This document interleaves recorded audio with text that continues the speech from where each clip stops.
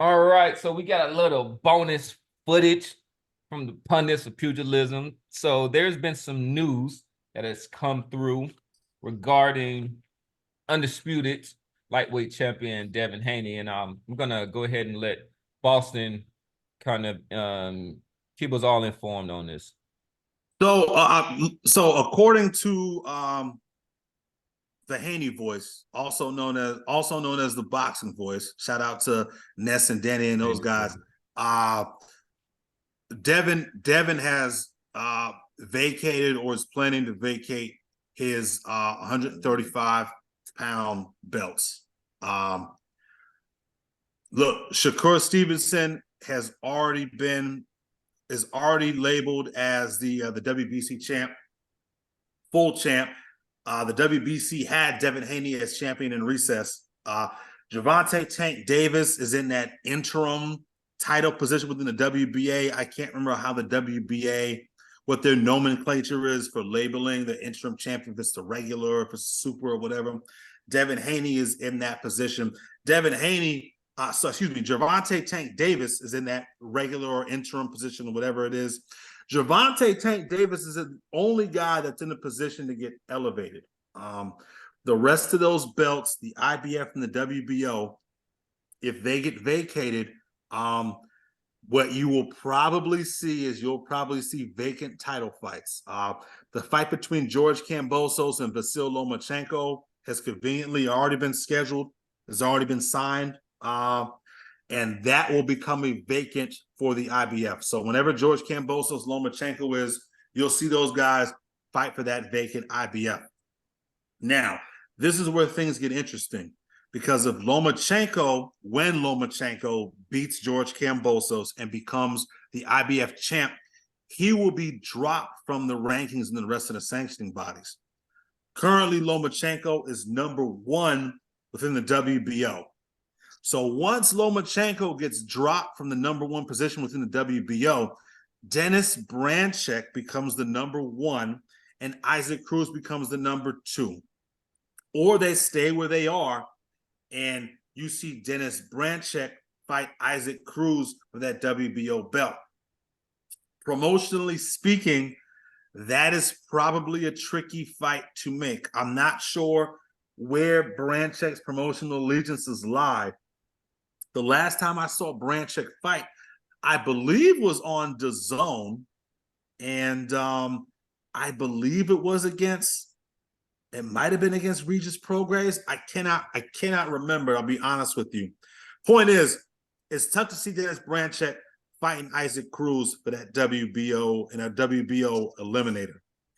Do not be surprised if you see Tank Davis and Isaac Cruz fight in a 2-for-1 vacant match for the WBA strap and the WBO strap.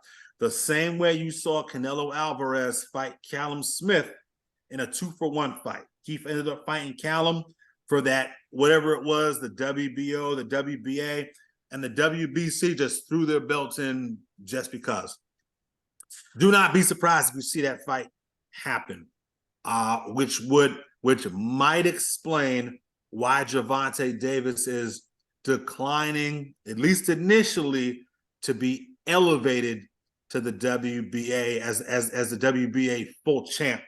It's gonna much bigger headlines if you see Tank Davis and Cruz fight for both the WBA and the WBO belts. That's what you might see happen. That's what you might see happen.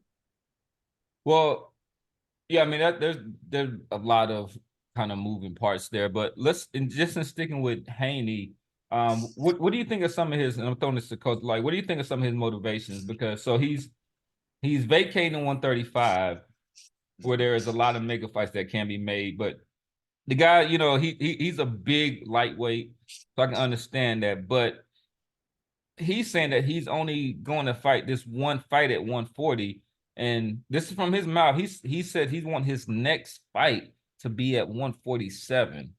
So do you? This is his. Haney said that? Haney said that. He said, I want my next fight to be at 147.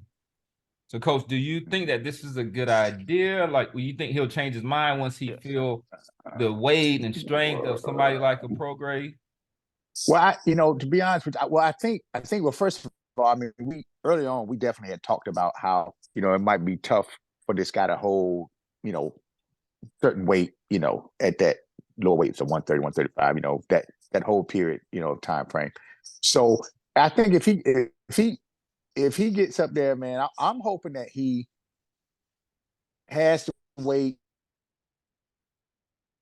don't feel heavy, sluggish, blah, blah, blah, increases a little power, hopefully. And I'm hoping that he, puts on a clinic against Progrades and realize that there's a lot of money right there at 140 and some good fights and absolutely, good fights and great development right there. And that he camps out there. And then as you get older and the metabolism does what it does, then if he hit that 147, fine. If he does go up to 147 and fight somebody like Keith Thurman, then you can't. That's a great choice. You know what I'm saying? It ain't about whether he got the crack or not. It's just, can he box this guy? And Keith Thurman ain't got the strongest navel or body anyway. You know what I'm saying? So that choice would be a great choice at that 147 weight. But I'm hoping he camps out at 140 and realize that there's some great opportunities, within that division, man. That's my take on it. I mean, at 140 now. Say it again. So you don't think that there's bigger fights? You don't think a Teofimo Lopez fight for him is a bigger fight than Keith Thurman? No, he said, no, bro. You didn't hear what I said. Yeah. You didn't hear what I said. I said I hope he stays. Oh, no, okay. All right. I thought Cam. I know Cam. You were saying that you were agreeing with him that Keith Thurman was. I hope the Keith Thurman fight is next. All right. Sorry. No. I'm sorry. I apologize. I'm not really interested in that fight right there. Yeah, nah. I think that's. But to me, right, that was one of my biggest issues. Is that, I mean, all of the mega fights seem to be at 140. The only thing about 140 is it's kind of a stepchild of a division, right? So it was not one of the original divisions. So a lot of people like to get into the glamour divisions, like in welterweight champion. But I mean, everybody is essentially camping out at 140, but that might be part of his motivation, right? So he might see some kind of wounded prey at welterweight, and he's like, I can go and be a 3-division champion within 3 fights, right? So if he goes and beats Prograde and he goes to 147, I'm just a little bit, because I mean, the guy can crack. And I think he has sublime boxing skills. I just don't know if he has enough to kind of keep those welterweights off of him. You think Devin Haney can crack? I think he's a sharp puncher. Like, so sharp is like, I'm not saying he's not there. He's sharp, right? So if he throws straight punches, so those and the punches that you don't see are the ones that hurt you. But I think he has enough at lightweight. And I'm hoping that super lightweight that not hoping, but I'm guessing that super lightweight, like he has enough power to make people second guess before just coming in. Okay. Jojo Diaz wasn't second guessing anything. Jojo Diaz came right in there. Jojo Diaz, the guy that started at 126 pounds. Have you seen his head, though? Okay. That guy has a noggin. Oh, my God. Again, but Devin Haney, we've already said he's a big 135-pounder. So what are you doing letting Jojo Diaz back you up? What are you doing getting buzzed by guys like Loma? Like 147, again, the fact that Bill Haney and Devin are even entertaining 147 pounds right now tells me that they're looking past Regis Prograis, man. And I'm telling you right now, y'all have hopped on this Devin Haney bandwagon. If they are looking past Regis Prograis, they are making a huge fucking mistake. This guy has got zero acclimation to 140. We have no idea what he looks like at 140 pounds. We don't know how his power is going to translate. What little power he's got is going to translate to 140. We don't know if he's going to have the same pep in his step putting on the extra weight.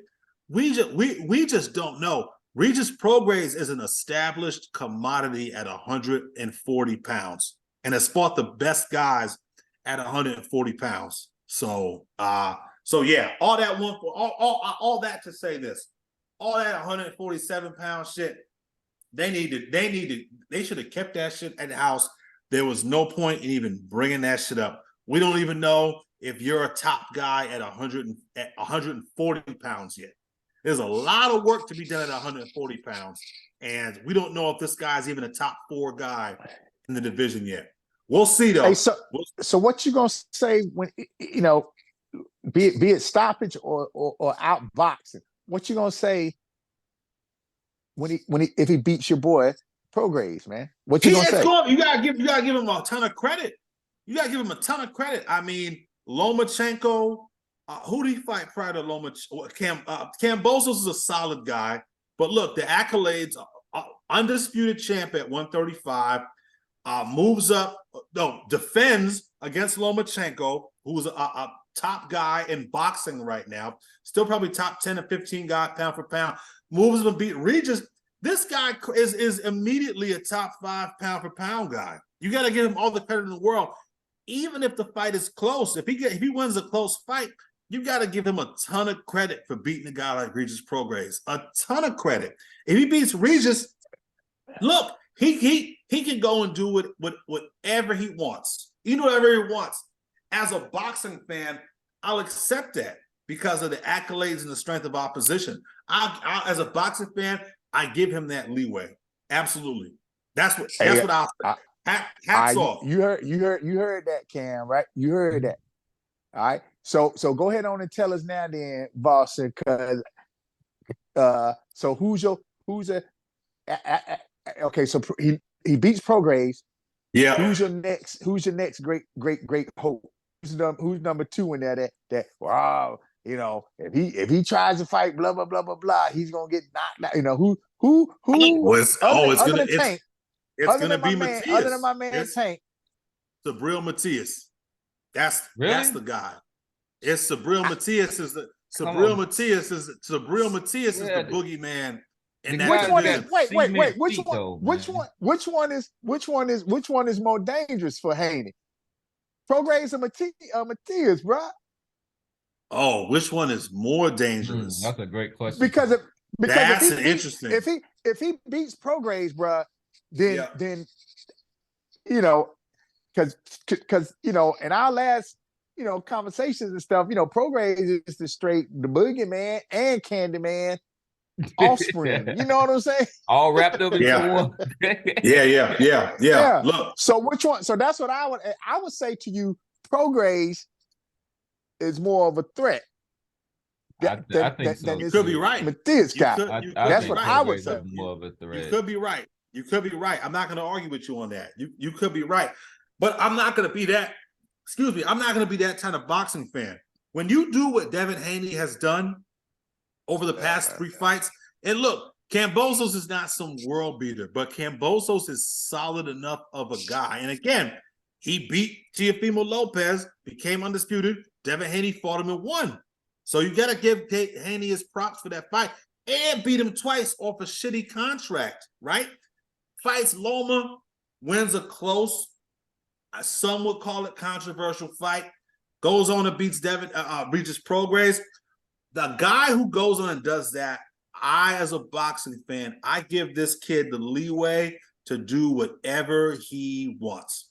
Not fighting circus fights. I don't want to see him fighting MMA guys or UFC guys and shit like that. But if he wants to go fight Keith after that, go ahead and fight Keith, man. The world will be your oyster, man. That's a serious serious accomplishment, man. Again, let me put this. Credit. And let me put this in your ear too. Let me go on and say it. Let me go on and say it now. And then, whenever it happens, we can talk about it again. When he fought whoever that was, Linares, and I was like, hey, this guy, something stepped up in this guy's boxing. When he fought Lomo, I had been watching. I was watching him in his as he was training and stuff. And remember, I kept saying something is different about how this guy's going to the body, man. So I don't know what Daddy Haney is doing to this kid, but I'm telling you that uppercut of his and Haney's sitting down on those body shots. We've been dogging him about no punching power. I don't know what they're doing, bro, but that's why I'm saying Prograis. It ain't gonna be no walk through like you might think it's gonna be, man. This Haney is, last couple of fights, bro. That boy has been going to the body with some hard shots, and his right uppercut, in particular, has been coming with some bad intentions on jokers. So I can't wait to see him this fight, man. To see how that progression it keeps going. Now, I didn't see the right uppercut against Loma. The body shots, though, the big right hook to the body, definitely. Now here's the deal, and that's the thing though about that punch though. So with that right to the body, bro, I can aim that thing at the liver, at the sternum, or at the chin. So okay. and I saw it when he's throwing it coming hard at any level. You know what I'm saying? At any level that kidney, sternum, or trying to catch that chin. He was throwing that thing with murderous intention, man. So I think something is going on with that guy in terms of him sitting down and throwing some punches. I don't know if he's trying to prove something, but it looked good and it looked dangerous, and it's going to be a problem for Prograis. That if he, Prograis, problem. Prograis is a southpaw, and if he missed with that big uppercut, something, a big counter punch is coming, a straight left hand down the pipe. Again, we're giving up content for next Monday. He's good, right? His last fight was against a southpaw guy who fights like he's out of the matrix. Yeah. He's like, so he's good. Yeah, is Loma's not a southpaw, is he? Yeah, Loma. Yeah, Lomachenko? Yeah. Loma southpaw, bro. Yeah. No, you're right. You're right. He's southpaw. Loma is a southpaw. And Prograis ain't moving like Loma moves. Yeah, exactly. He's not. He's not moving like Loma moves. I'll tell you what. If he gets hit with any of them shots, right? But if Haney was getting touched, also the punches just didn't mean as much. If Regis Prograis hits Devin with any of them shots that Lomachenko hit him with, they're gonna have to wheel this kid out on a fucking stretcher. They're gonna have to wheel.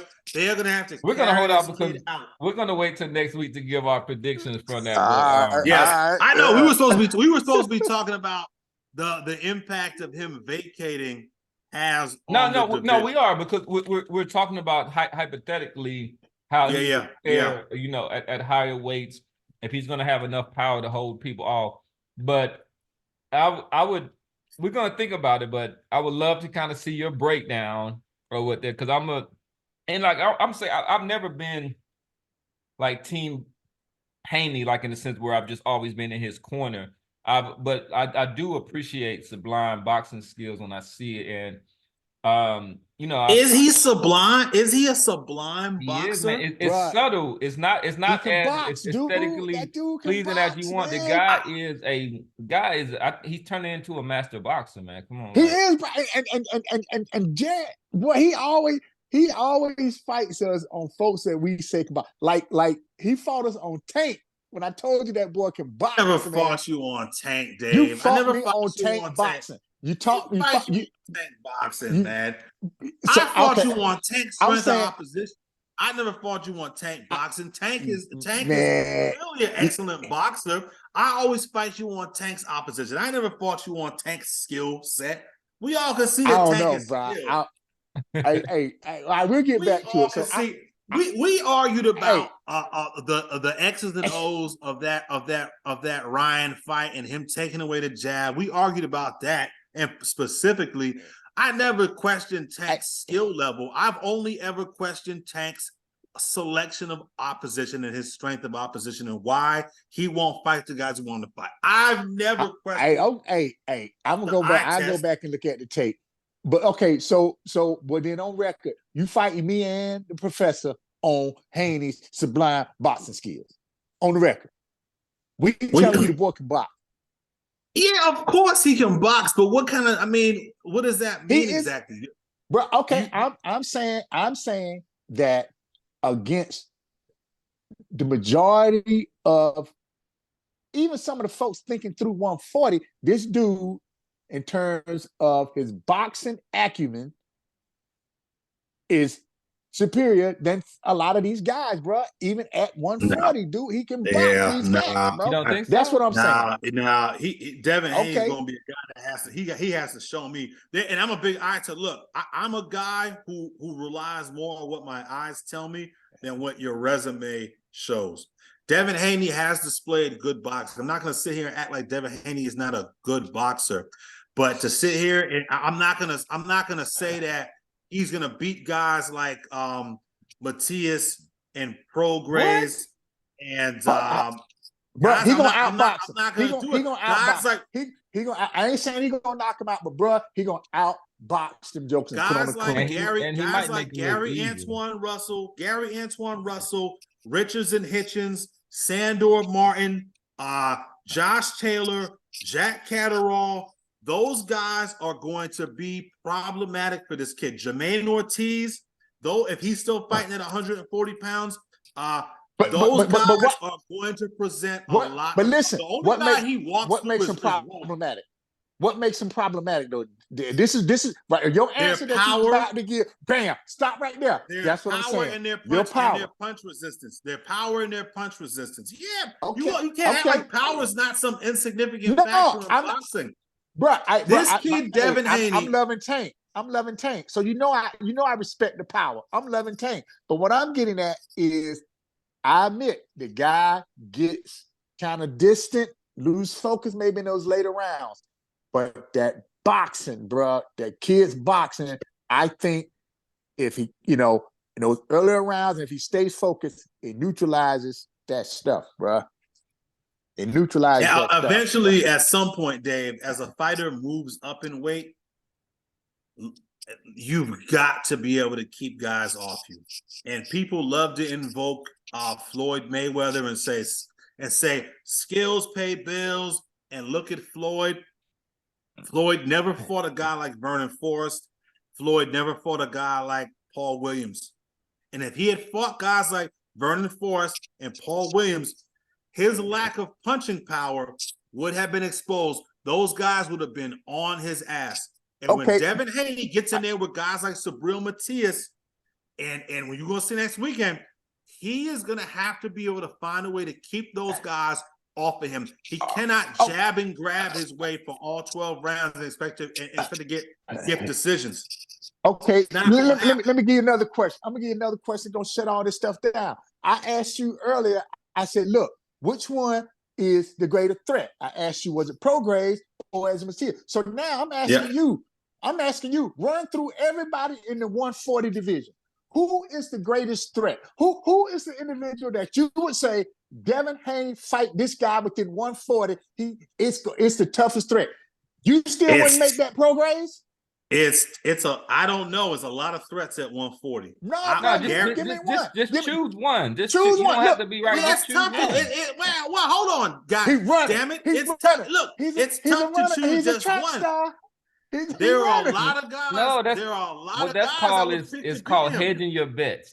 But like, if you can, get out of here. What I'm saying is just like if somebody say like, what is Canelo's like biggest challenge at 168? I would have to just kind of make a decision at that point. It might not necessarily be there. But we're just saying, just pull something out. Pull something out my ass. Just to move the conversation forward, just choose one person. You a boxer, bro. You are a pundit. You can rationally think through stuff and come up with your best choice. You scared to make that choice because you know it's Prograis and he getting ready. No. I don't know it's Prograis. I don't know it's Prograis.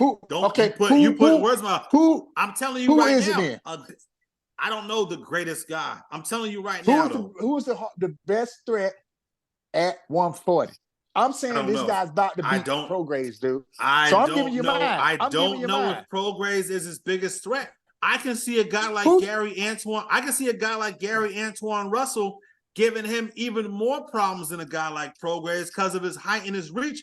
I can see a guy like Richardson Hitchens giving Devin Haney a ton of problems because of his speed, his size, his length, his boxing ability.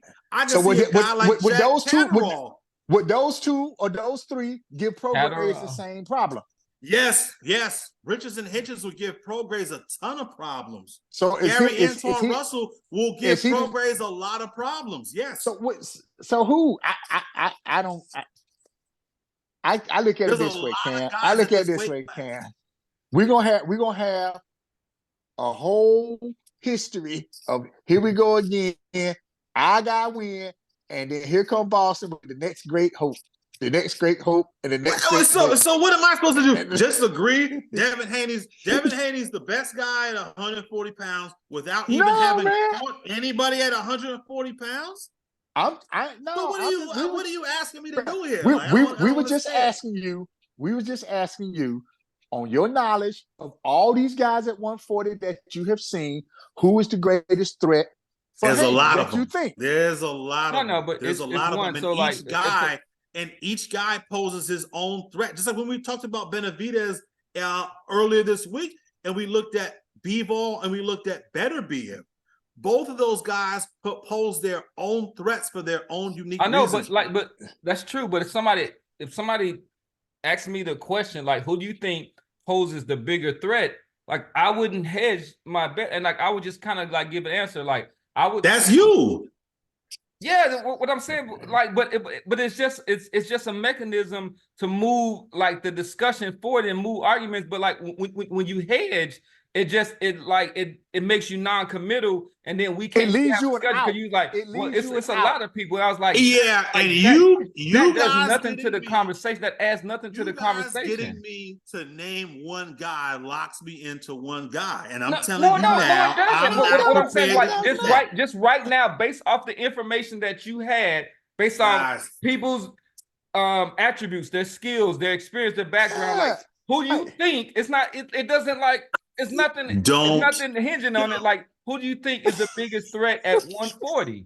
And then somebody asked me that, then I would probably say, who's the biggest threat for like at 140? Or let's go up. Like, so who is like Devin Haney's biggest threat at like 147 if he went up there? Right. And I would say I would probably go with somebody like maybe like a, I mean, we want to take out Terrence Crawford, you know what I'm saying? But I would say like somebody like a Boots Ennis. I'm like, if I was Devin Haney, I'm like, you do not need to get anywhere near like, you need to have the division is empty now. There's nobody left in the division. That's easy. So I'll tell you this. You tell me who you think Devin Haney's biggest threat is at 140. At 140? Bruh, I think he getting ready to face daggone Prograis. That's gonna be something, bruh. I asked you the same question you asked Prograis. What do you want me to say, dog? You think Prograis is biggest at 140? Bruh, at 140? Bro, I'm telling you, I think Prograis can fight, bro. That's what I'm telling you. What about Gary Antoine Russell? I love Gary Antoine Russell. I do, and he's southpaw as well. I got it, but what I don't like, and why I do pick Prograis is I know Prograis is coming to fight, and Russell is coming to fight too, but he is more cautious than Prograis, and Prograis hits hard. He's gonna be on Haney's butt. Okay. Let me finish.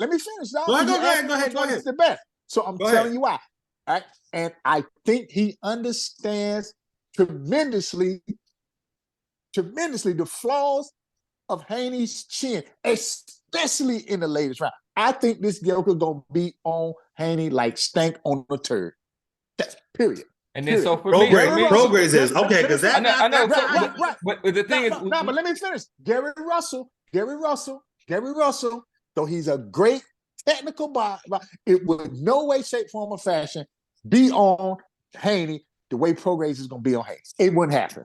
So that's his answer. And then for me, I would honestly say that I think it would be because of his experience, his quick twitch, ability, and I think that it might be. I think I would put Teofimo Lopez on there. Oh, I think he's probably the easiest, one of the easier fights. See, But that's just me. So Yeah, but we were just asking you like to give us one Yeah, fight. yeah. So we both giving one person, and we were just trying to get you. Nah, I'm not prepared to do that, man. I think all these guys. I think That's all all you had these to guys. say, bro. Okay. Yeah, No, but that's all you had. y'all want to All get right, y'all bro. want to get me locked in so that if I say not locked Prograis in, and he nothing beats is just- Prograis and I come up with somebody else, all these guys present a threat in a different way. These guys are all different stylistically. Richardson Hitchens presents a whole bunch of different stylistic challenges to But that's Devin every Haney. boxer, though. Hey, that's not a good argument, bro. That's So why are you trying to get me to say one? There isn't Bro, one. Yeah, that's just for the It's a sake deep of division. argument, bro. It's like we're that's not gonna lose no money. Hey, look, We're not look, gonna lose let's not- no look, But subscribers. I It's just for the genuinely sake of don't know. arguments. I genuinely Bro, don't know. Like at Boots is a 168, different Who do you threat. think? It's not about what you know. We're saying like, who do you think? I would have guys. I'm just telling you right now, this is a division with a lot of guys. If you ask me at 168, who was the greatest threat to Benavidez and Canelo or Benavidez, I would say David Morrell.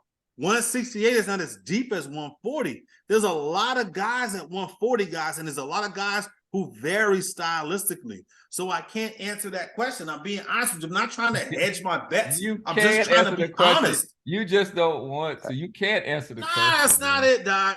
You can. It's just like it doesn't. It's like it hinges on nothing. It's the definition of a. It does. It's the definition of a hypothetical. It's like whatever answer. No, I don't know. You can't make me know some shit I don't know. Like Hey, man, if you ask me who we didn't ask you what you knew. was at 147, we didn't ask you what I would you tell knew, you Boots. Boston. We didn't ask you. We asked you who do you think?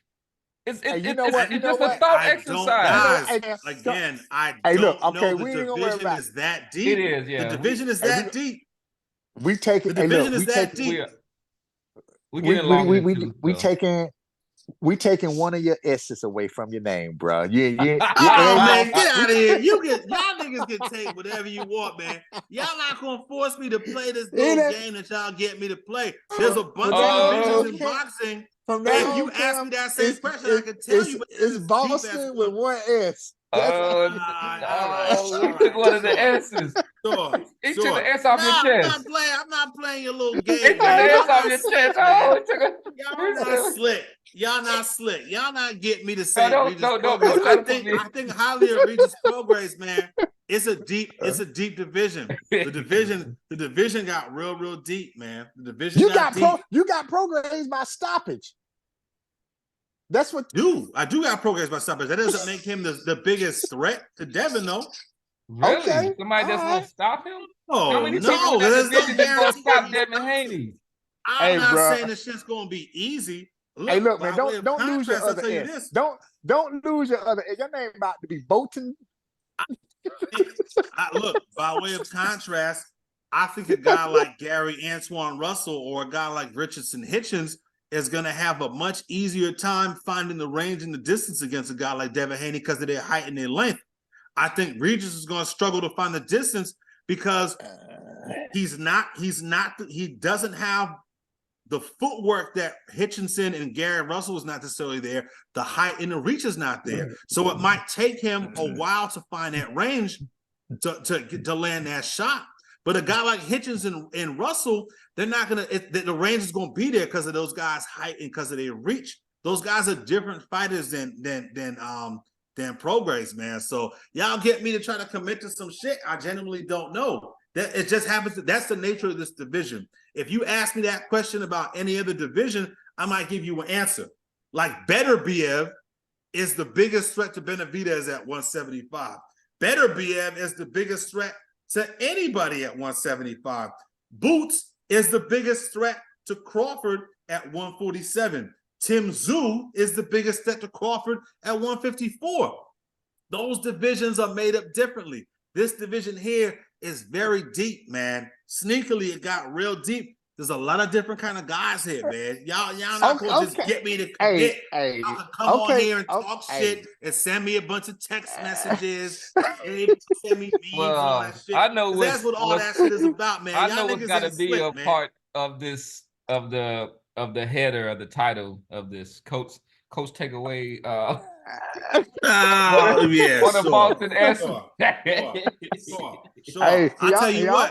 he almost lost the bubble something, man. Regis stretch out Devin Haney. This segment's gonna look a whole lot different. Y'all gonna want to forget No. about all this If shit. if We'll we see. do, like, I'm gonna be eating crow. I'm gonna be eating it with a Hey, fork look, and a man. knife and stuff like that. If he Hey. stretches Devin Haney, but like we're not giving out predictions, but you obviously kind of hedge your bet in the sense, but like I he do that. I just don't He see it. do I that. just don't see it at all. If he stretch him out, bro, I'm like, coming in with a beer bone, so I don't dribble that crow that I'm gonna eat on. I'm coming in with a beer bone, bro. You heard me, Cam, right? I do.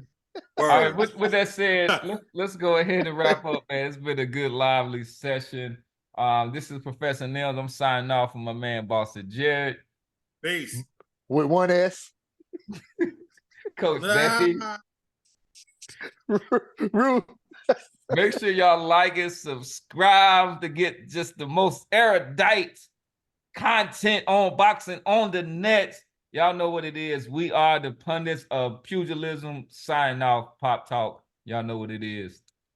Peace. Peace.